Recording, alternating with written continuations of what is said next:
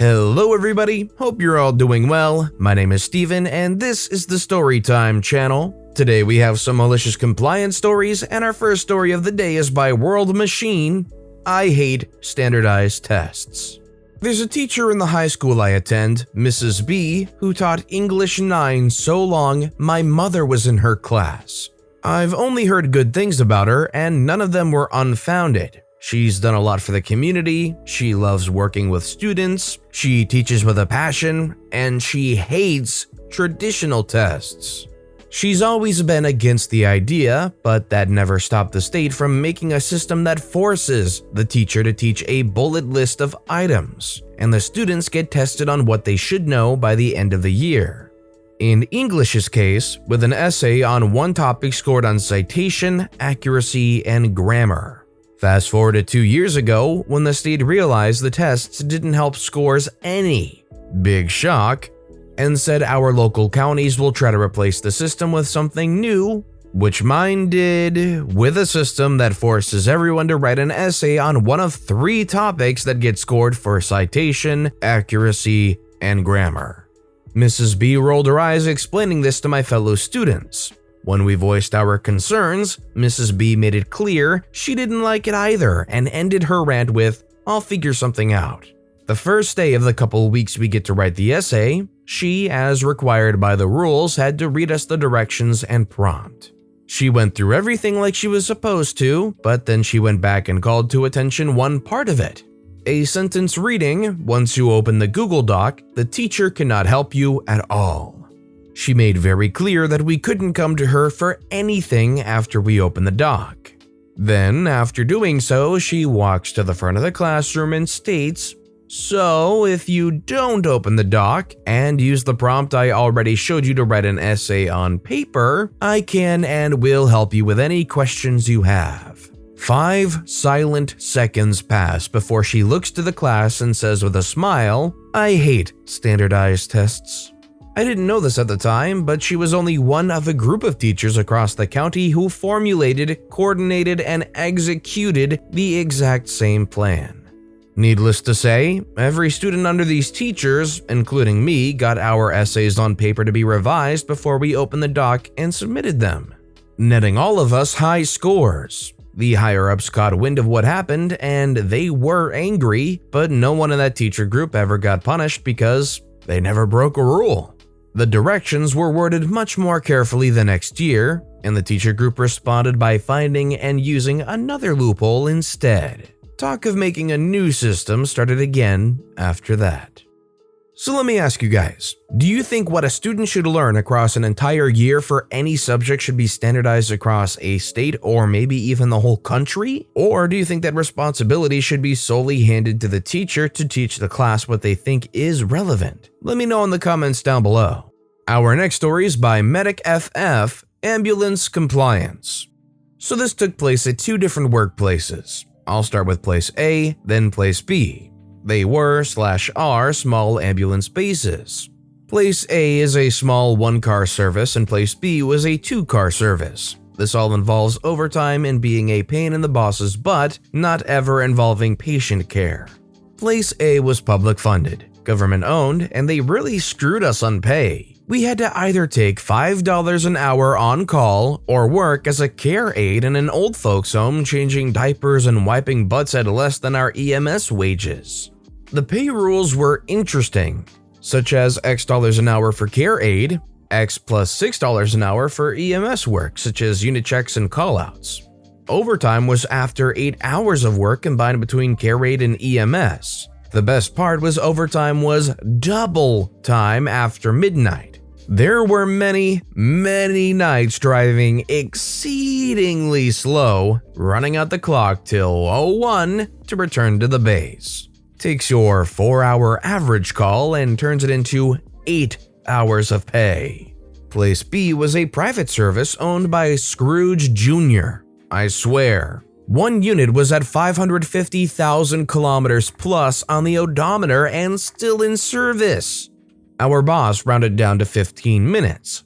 So if you got back and restocked by 21:14 hours, you were rounded to 21 hours. There was one smoker on each crew, so the non-smoker would leave the base and be on call from home, while the smoker made sure to take their time with their cigarette and clock out 15 minutes after we got back. It wasn't that we were trying to swindle the boss, but get what we were entitled to, then push for a bit more as a jab to the boss. Honestly, to me, anybody that even works in that field anyways deserves to be compensated very well, so I don't have any issues with OP and their coworkers doing whatever they can or any tricks that they can to get halfway decent or even near fair compensation for their jobs. This next story is by Eveningsand, Case of the Missing Floor Buffer. About 20 years ago, I was enlisted in the Marines. One of the things Marines are famous for is janitorial service. We swept, we mopped, and we buffed the floor like nobody's business. It was in wartime. This is Garrison Marine Corps. Since the day I checked in, my platoon was assigned 2 floor buffers. My specific shop within the platoon was accountable for producing those floor buffers during inspection. Thing is, the shop had only ever had 1 floor buffer, and my shop took the hit for not being able to produce a piece of government property during an inspection. More specifically, I took the hit. A year or 2 went by, and perhaps 2 or 3 of these inspections had occurred, all resulting in our inability to produce the 2nd floor buffer, and all giving my shop a black mark on our inspection readiness record, because if you're gonna go to war, you're gonna need 2 floor buffers. By this time, I get wise to how DRMO works, Defense Reutilization and Marketing Office. Basically, it's where units like mine can dispose of government property and get it off of our books, like broken chairs, refrigerators, or even vehicles. Where applicable, each item that was turned in had its serial number recorded, and a receipt for said item and serial number was issued in return. Units could also pick through what was turned in, however, they would be required to add these things to their books cost-free. Civilians or individuals were allowed to buy items but had to do so out of pocket. Another kick-you-in-the-nuts inspection was coming up, so the plan was hatched. A DRMO run was made where a floor buffer handle was procured as an individual. I believe $2 was handed over to pay for this item. The floor buffer handle, it should be noted, does not contain the serial number of the floor buffer. The big bottom round thing did. The handle was brought back to my shop, engraved with the missing floor buffer serial number, and promptly returned to DRMO. A receipt containing the return of a floor buffer with a serial number that matched the missing floor buffer was issued, and that receipt was taken to our supply officer to remove the specific floor buffer from our inventory. Through malicious compliance, the case of the missing floor buffer was solved. To be fair, considering you went through multiple inspections and were never able to find or produce a 2nd floor buffer, there should have been some kind of process that allowed you to just put forward that there wasn't a 2nd floor buffer to begin with when you got there. Their solution was kind of hacky, but hey, it worked. Our next story is by Queen Frankie 420. He told me to just fix it, so I did. This might be a little tame, but even tame stories make for amusing stories at times. This happened several years ago, so I might not remember all the details, but I'm going to try to remember to the best of my ability. I work at a retail store that sells everything from groceries to home goods to clothing. No, it's not the big W word. And back before I was in my current position, I was the closing cashier in my department. Typically, the manager would just let the cashier close the register and leave without doing additional work. But sometimes, if you were scheduled a little later, then they would have us do some closing cleanup, putting away items from customer service, pulling stuff forward on the shelves, that sort of stuff. One night, my manager came by as I was closing up the register and asked me to fix a shipper that was near the register before I left. I asked what he meant and he said, "Just fix it," and walked off. As I was walking past it to drop the money, I could see that it was a complete mess. This shipper was actually 2 shippers of Hot Wheels that were placed back to back with product inside the back parts as well as the front. And customers who collect Hot Wheels had pulled the 2 pieces apart and dug through the middle as well. I could see that in the middle there were cars that had fallen down, and to push it together, I'd have to pull them apart and pick all of these up. So I pulled them apart. I knew that no matter how well I cleaned it up today, I was probably going to encounter it being pulled apart again the next night by customers and have to repeat this task. The outside and inside was pretty picked over, and I got an idea. I knew it wasn't what my manager had intended, but I had asked him to clarify, and he simply said, "Just fix it." So I decided to fix it.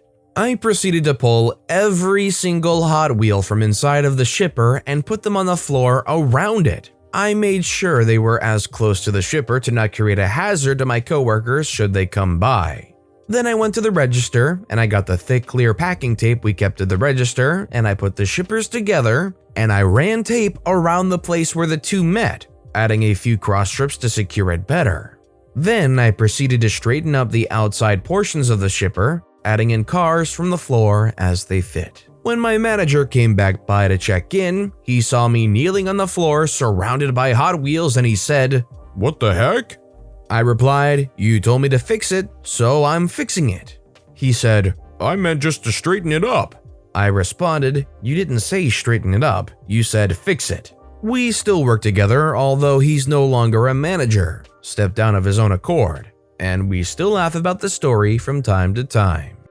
To clarify for those that didn't know just like I didn't, a shipper is a cardboard display for the items. So like for example, if you walk past an aisle and you see one of those cardboard Hot Wheel displays with a bunch of packages sitting on it, it's that kind of a thing that OP had to fix. This next story is by Heavy Riffs. Perfect parts, you say? A bit of backstory is needed here for understanding the scenario. I work in a robotic CNC cell. I make stuff out of aluminum with robots and machines. That works on a 2x10 hour per day schedule. When I come in, the robots have run lights out unattended for 2 hours and they do the same after I leave. Since no one is around to pass off any messages when I arrive, we leave notes for the other shift and kind of play the telephone game. My coworker, Patrick, and I run up to 7 machines at once, depending on currently running jobs and the workload. A few weeks ago, I got word that our company got some massive orders for an American firearm manufacturer, and they wanted the parts done ASAP, if not sooner. Classic election year. I had run these parts a couple of years ago and remembered how much of a pain in the butt they were.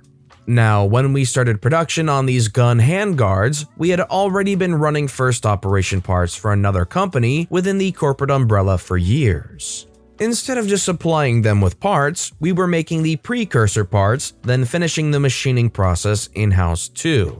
This is where the malicious compliance comes into place.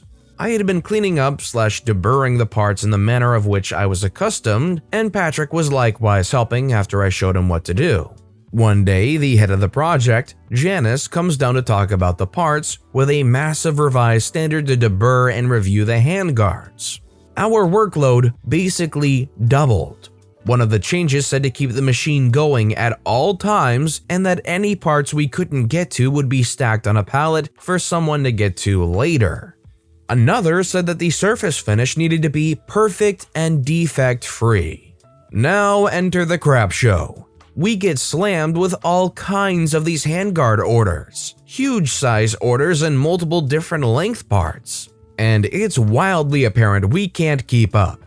Parts are filling up the pallets and every day is a fuster-cluck.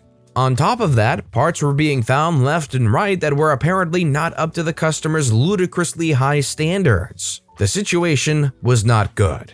Janice left several notes about parts being found with burrs and surface defects. At this point, I'm getting annoyed. For context, this is what all went into the process. A first operation done on one machine, a second operation, much lengthier in runtime on another, then a several minute long, very picky deburring process, tumbling parts and ceramic media for 20 minutes, then a thorough inspection before initialing the part in Sharpie before bagging and boxing. I went over some of the day and weekend shift parts and found a super sloppy bunch of parts and was essentially getting scolded frequently for their lazy attempts at cleaning up the parts. I decided then and there that I would, in fact, make perfect parts, the process be darned. Every day for the last 2 weeks, I pored over the part inspection with the keen eye and intensity of a bald eagle hunting for prey. Any and every bit of that part got buffed out with Scotch-Brite, filed down, brushed to absolute perfection. Defects as small and as pissant as tiny dots were painstakingly blended. Naturally, this took a ton of time. Some parts took upwards of 20 minutes apiece. Parts started piling up to the point that Janice came around to figure out what was going on, as well as one-on-one inspect our parts. It turns out, Day Shift wasn't even bothering to deburr parts and just piled them up, and I was being too good at inspecting. After being called a devious little crap for my antics and drawing a laugh, Janice backed off some of the grueling inspection, so it sped us back up a bit to keeping up. Well, in most scenarios where a company gets a giant order with varying parts, they hire a few more people capable of doing the job to, help make sure that production doesn't slow down. But they would never do that. Good luck, less than 5 people. You've got this huge size order down, no problem. And make sure it's in a timely manner. And our final story of the day is by Penguin Mom, Milko. My dad was a milkman for around 25 years, in the days when most people had bottles of milk delivered to their doorsteps. He used to deliver 7 mornings a week, starting around 5 a.m., then go out Thursday and Friday evenings collecting the money. One winter evening, he knocked on the kitchen door of one house, and the wife opened the door and stepped out. She said, "I'm just on my way out, but he'll pay you," pointing to her husband who was sitting on the far side of the kitchen by the fire. My dad looked at the husband looked at Dad and said, "No, I'm too warm by this fire, I'm not moving. Come back tomorrow." Dad said, "Come on, stop mucking around, I want to get home tonight." The guy was adamant. "No, I'm too cozy, come back tomorrow." 5:30 a.m. the next morning, Dad was standing on their front doorstep, thumping on their door as hard as he could. "Morning, Milko, I've come for the money," he could hear them shouting indoors. "You go down." "I'm not going down." "You were the one who wouldn't bloody pay him." Eventually, the wife opened the door and handed the money to Dad. As she did so, she looked him straight in the eye and said, "You sod."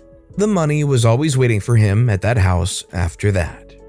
Milkman's gotta get paid. Respect the hustle, man. Showing up at 5:30 a.m. banging on the door to get that cash. Gotta get the money somehow. You can call me whatever you want as long as you pay me my wages. Well, actually, I'm not sure about that, but hey, money is money.